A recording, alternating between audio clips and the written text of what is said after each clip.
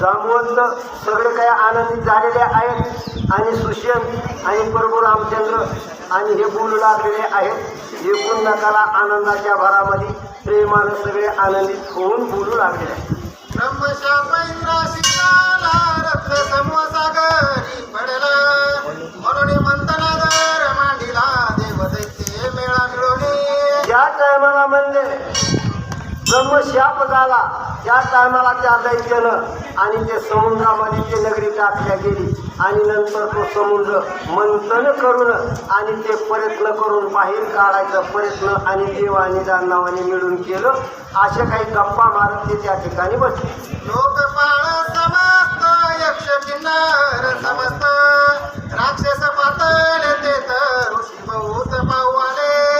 ज्या टायमाला समुद्र मंथन करायचा ठरला त्या टायमाला लोकपाल म्हणजे देव दानव दैत्य वगैरे वगैरे सगळे त्या ठिकाणी जमा झाले आणि जमा होऊन ते समुद्र मंथन करायचा विचार मांडला गेला. देवांगनानी जगजारी नृत्य करीती नाना परी, गंधर्व गाती सप्त सोरी, मंथ सागरी पाहू आले. मग त्या ठिकाणी सगळे आले. त्या ठिकाणी देवंगना आल्या, नृत्य करणाऱ्या नाच काम करणाऱ्या देवंगना आल्या, सगळे ऋषीवर्या आले, गंधर्व आले, गायन मांडलं, नृत्य मांडलं, आनंदाचा उत्सव त्या ठिकाणी तयार केला. मंदर करोनिया रवी, वासुकी बिराणी बिरवी बरवी, उच्च दरियले देवी, मुख दैत्य दरियले. मग ज्या टायमाला ठरल्या गेलं आणि भाग वाटून मिळाले आणि देवदानवाचा ठराव झाला की शब्दातून कुणी पकडायचं आणि मुंडक्यातून कुणी पकडायचं अशी विभागणी केली आणि आपापल्या बाजूला तो वासुकी नावाच्या सर्पाला आणि दोर केलेला होता त्याला पकडल्या गेलं आणि समुद्र मंथन करायचा विचार मांडला. मंदरात्री जाईल रसा तळा, म्हणून पूर्ण तळी राहिला, मंथनारंभ केला त्यादरे करोनी. मग आता विचारवंत होते सगळे म्हणले आता हा बाबा इथं आणला याची रवी जर बनविली तर हा बाबा वजनदार आहे, हा रसा तळाला जाईल, सगळी पृथ्वी दडपाल्या जाईल. म्हणून कुर्माला सांगितलं म्हणजे तुम्ही जराशी तोल धरा म्हणले, जराशी तुमची पाठ लावा म्हणजे आपलं कार्य सिद्धीला जाईल. असा व्यक्ती त्या ठिकाणी ठरल्या गेला. आरंभीचा हलहाला जाळीत जगती तळ, उठिले तत्काल लोक सकळ तळमळती. ज्या वेळेस घुसळण सुरू झाल्याच्या नंतर थोडा वेळ घुसळण झाल्याबरोबर पहिल्या सूट हाल विसत्या आणि समुद्राच्या मंथनामुळे ते बाहेर पडलं.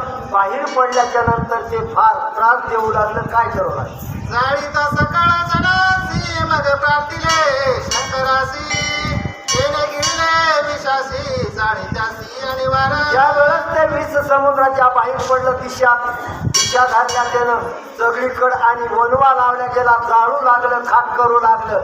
त्या टायमाला सगळ्यांनी मिळून शंकर प्रभूची आराधना केली आणि त्यांना बोलावलं आणि त्यांना विनंती केली आणि विनंती करून काय सांगितलं? शिव झाला कासावीशी, तोच मरे भगवंतासी, येत राम नाम मुखासी, झाली विषाची उपशांती.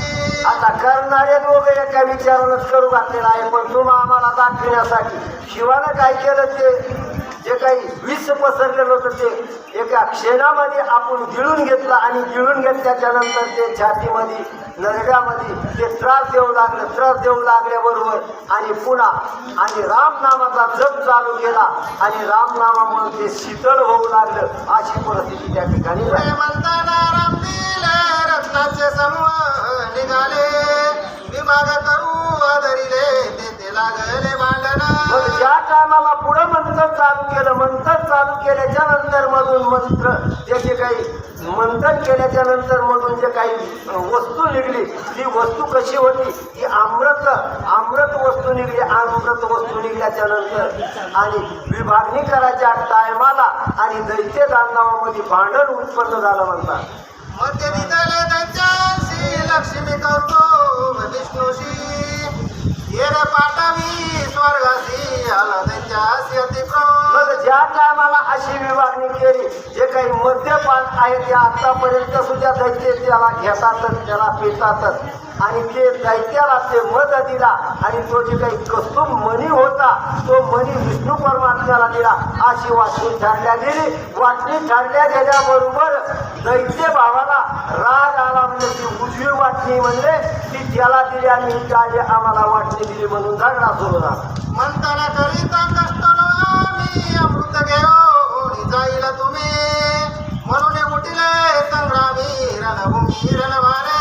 दैत्य भांडू लागले, देवा संघ भांडू लागले. म्हणजे फार कष्ट केलं. तो मगरा खेळ आम्ही बळावला आणला. या ठिकाणी टेकल्या गेला. गोडावडी करून आम्ही छाक झालो.